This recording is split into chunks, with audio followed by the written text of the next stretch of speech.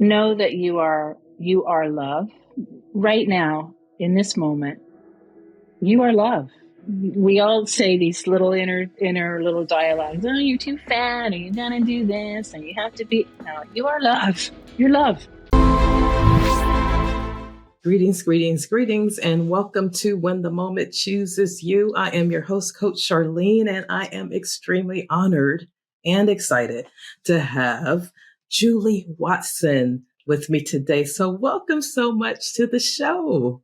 Thank you so much for having me, Charlene. It's really nice to see you. Thank you. Can you tell us a little bit about, have you had any barriers that you can see, perceived barriers as you're moving toward um, your assignment? Because, we can see your beautiful assignment and it's so precious and I'm so grateful for you. But what type of barriers did you hit as like a trailblazer? Because you obviously are a trailblazer and a change agent and all of those mixed together. So what type of barriers did you have to fight through? I think I don't know why I'm being reminded of a quote or a part of a poem from Mary Oliver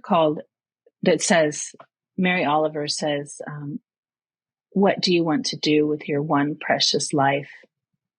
What do you want to do with it? And I love that. It speaks to me. I think some of the barriers personally are, really, ignoring your inner voice. I have an assignment through my colleague who's asking me to write a visionary statement for myself, not for the institute, for myself for a year. And she said, I want you to find some time, 2 hours. Where do you work best? Do you work in a because I love going to cafes and yes. Working, and 2 hours and write this visionary statement. Well, do you know what, Charlene? I've had to ask for an extension because I haven't found those 2 hours, or if I booked the 2 hours and then something's come up. And yes. That's really telling, isn't it? It's going back to that self-care. Like what's withholding you from doing some inner work, some work on yourself. I think that's one barrier. And I think the other barrier too, and this is probably controversial, but because the Institute is so full of love and lovey-dovey and they want generous and caring and spreading, we need to be mindful about what we're doing, because yes. we're yes people. And we say, yes, let's do that. Yes, let's do that. And actually we need to where there's only so many people in the organization. We just need to be really careful about yes. what we're working. I want to do a lot of things.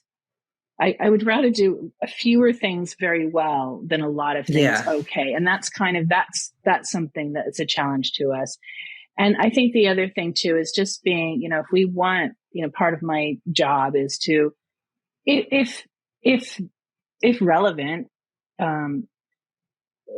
we want to not protect, but we want to be kind of the vessel or the container of this work, or the kind of go-to place for the yes. understanding and education and expanding, giving yes. voice to you, Charlene, for example.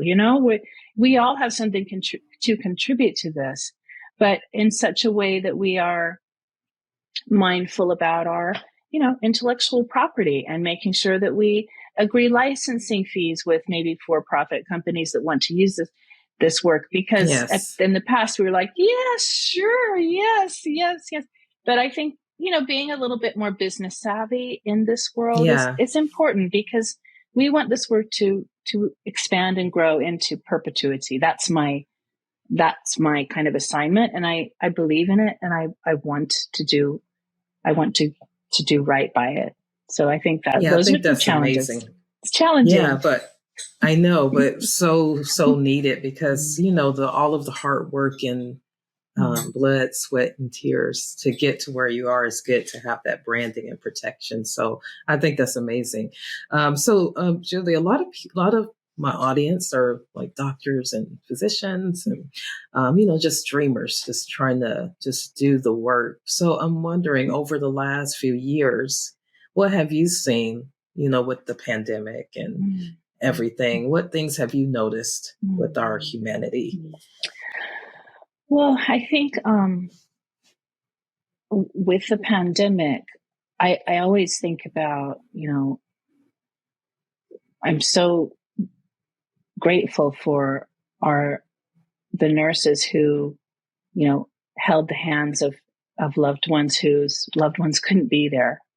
And it does remind me about, if you kind of close your eyes and think about if you were ever in the hospital or even the doctor's office or whenever you were sick, that one person, that one nurse that really made a difference to you, that made a difference to your experience.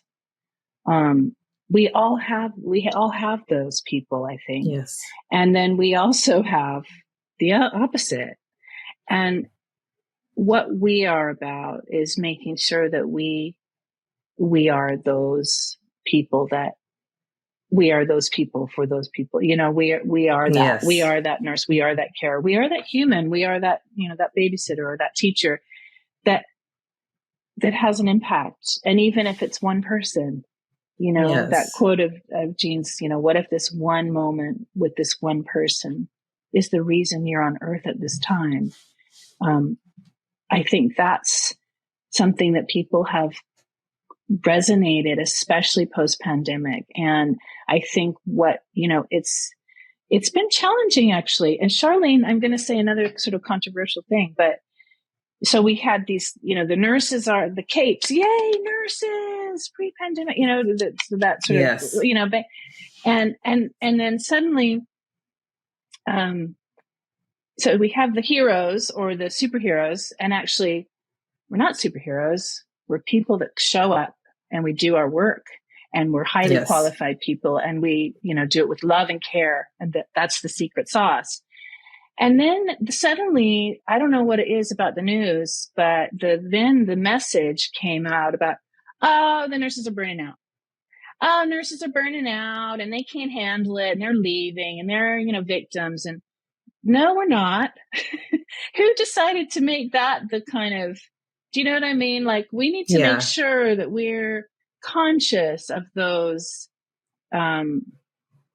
headlines, because no, we're not. But what we are is that you see us. Do you see what we do? Do you see what we do every day and how valuable we are? And that we're not, there was Jennifer Mesant Kennedy that mentioned about how we're on the wrong side of the sales ledger.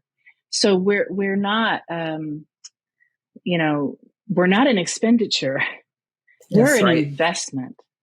Yes, and if you look absolutely. at nurses as an investment, which they are, because, thank God for the nurses that were there during the pandemic and, through thick and thin, and let's learn from that. And we're not, burning out, but we don't want to work in those systems anymore that are not doing us right. So that's why, and am I allowed to say names of different hospitals?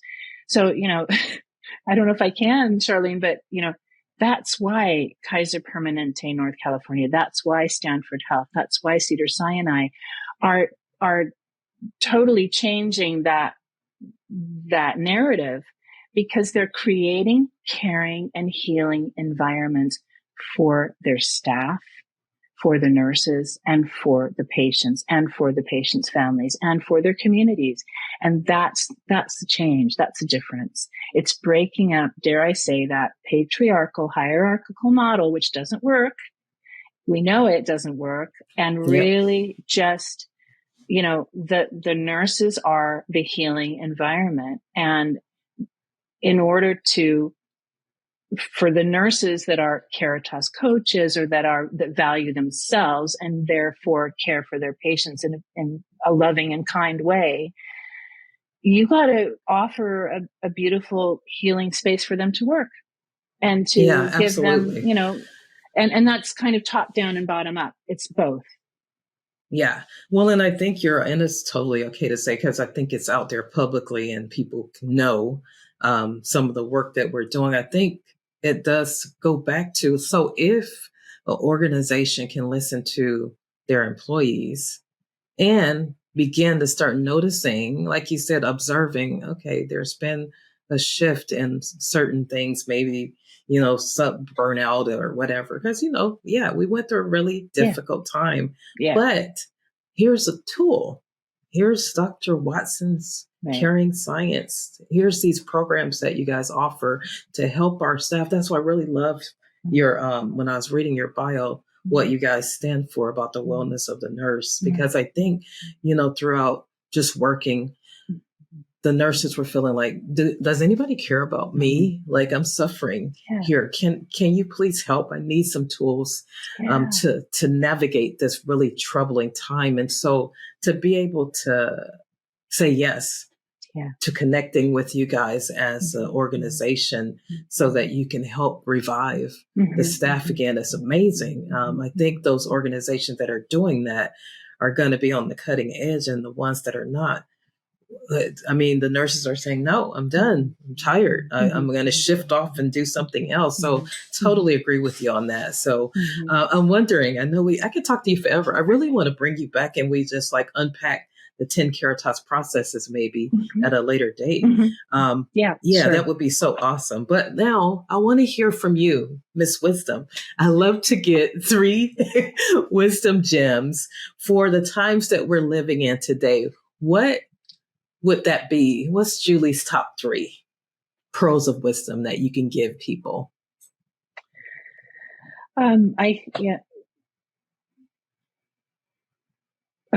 Trust yourself. Ooh. Don't second doubt yourself. Don't question yourself. Trust you're really listening to your heart, and trust it. Know that you are love. Right now, in this moment, you are love.